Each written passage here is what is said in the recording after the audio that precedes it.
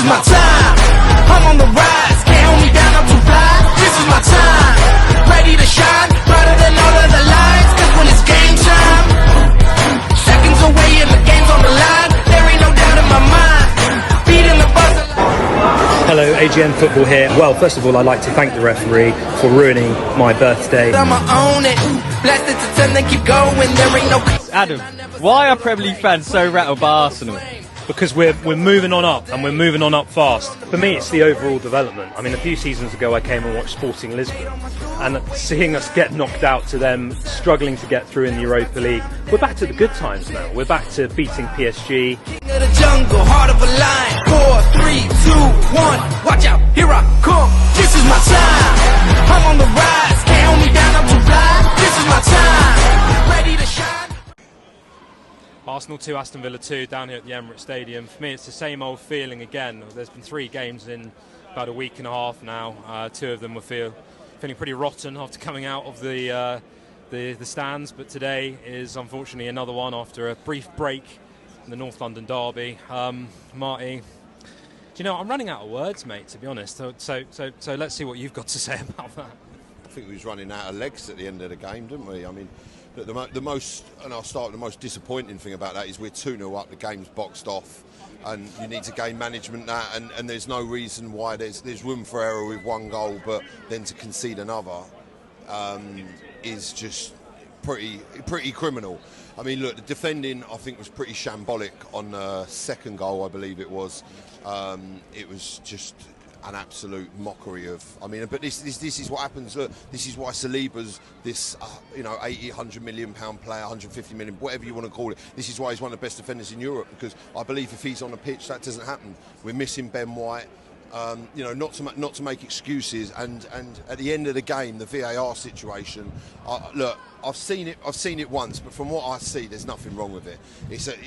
Look, I don't know what Havertz was supposed to do with his arm. He goes like that, and it hits him, and it's in the back of the net, and that completely ruined the game. Look, I haven't watched it. I could be wrong, but from what I see on the screen, they showed it on the screen. They showed him hitting him there, as he's moved out of the way.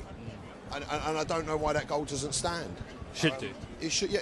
I mean, I don't know. Is that what you've seen? Yeah. I mean, it looked to me. I mean, I've only seen it once. Like, it hit him sort of here-ish, and he's, as you say, he's turned away. You know, high intensity game football. As you say, where you sit, you see the speed of it. You know, what is he meant to do? Literally, what is he meant to do? I mean, unless you cut the geezer's arm off, or he runs around like that. You know, but then you'll say it's in the nut, or he runs around like that. But I don't get it, and that for me completely spoils a fantastic winner, last-minute winner. And up until then, it was a great game of football. Look, in the first half, I mean, look, Watkins has been out of favour for Villa, and he just seems to have this key to unlock Arsenal, where for the first half he's all over us, and but to be fair, Gabriel and Timber did a really good job of keeping him quiet, and obviously Timber doing, stepping in for that role as Saliba, which is big shoes to fill. And again, I thought Miles Lewis-Skelly was absolutely fantastic, and what I love about the guy is, he picks up the ball, he defends, and he. We were talking, I remember there was all this talk ages for this inverted midfielder, this left back, and he is that, because he is naturally a CDM. And that's where he sits, and that's where he naturally goes to. He wins his duels, he wins his balls, But then when you listen, the problem we have is this game is we had, I think, 17 odd shots, 8 shots on target or something like that, compared to, I think they had 12. It's again, it goes back to clinicality, and it goes back to finishing, and it goes back to finishing our dinner and sticking these teams away. Now, either you're 2-0 up, it seems that when we get to these positions at 2-0 up, we then try and attack, and we try and press more, and then we leave ourselves open and to a situation like this. But personally, for me, when you've got players on the bench like someone like a Jorginho, that's when I would probably then lock the game off. But then you've got the fans saying, oh, it's boring. Would I rather watch 30 minutes of boring football and win 2-0? Yeah, I would. And that's where I think we need to get Zubimendi in. And I think this is a situation where, okay, I understand with Real Sociedad, they would have lost 2 if we go and buy Zubimendi, which they're reluctant to give us. They would have lost 2 midfielders in Marino and Zubimendi in quick succession. Now that's when we probably offer player plus the cash. Given Jorginho, his contract's out at the end of the month. He's a decent player. We can still do a job for him, and then potentially you've got more of a chance of going and getting an Isak, but it looks like Newcastle have got that buttoned up. But if Newcastle keep getting results like they did today and got battered by Bournemouth 4-1, then we've got more of a chance to be getting a player like Isak. But obviously, getting performances like that, listen, Liverpool won, and you need to keep the pressure back up. You know, you need to keep the pressure back on. But we midweek, you know, we got it down to the deficit down to 4 points, and now it's back to 6. I mean, yeah, it makes for an exciting title race, but as an Arsenal fan, it's not what you want to see. And I'll be honest with you, I come out of that stadium feeling like we lost. In a way, I do feel really deflated from that performance and how it all went with the VAR situation and everything. Look, it was great for me to see Kai Havertz get back on the score sheet. I'm really pleased he scored. You know, you can see his confidence is starting to improve a bit more, which is, you know, which is great for the player. It's a shame at the end, but there were quite a few parts of the game where he wasn't at sea, and you could see that he wasn't fully at the races. Marino played well in parts, but then he was, I think, he was poor in parts.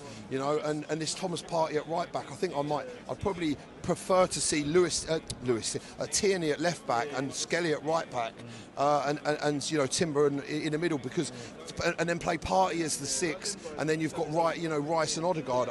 That's how I would rather set up. I just think it's more natural positions. Partey's good, but listen, how much do we miss Ben White, and we have for obviously this part of the season, and it's Ben White's sack of the injuries we've got.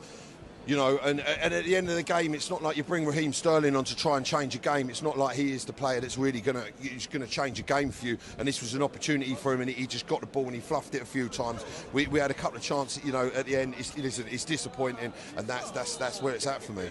Yeah, I mean, moving on in terms of the Champions League, I think it's hard right now, standing where we're standing. I mean, it's hard to envisage a Champions League win, but that plus the Carabao Cup second leg, is that all we've got to play for now, or, you know, are we still saying the league is still a possibility, etc., etc.? Listen, the league's still 100% a possibility. The Champions League looks far-fetched, but don't forget, Chelsea won the Champions League, and I think they finished 7th or 8th in the league.